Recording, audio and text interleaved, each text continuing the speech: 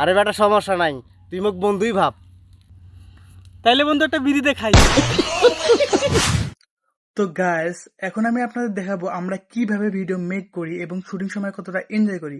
So ভিডিওটা না টেনে পুরোটাই দেখি। দেখো নিছো কাজ কাজ শুরু করো। এ আব্বা, তোর সাথে আমি কাম করি মজা পাও না?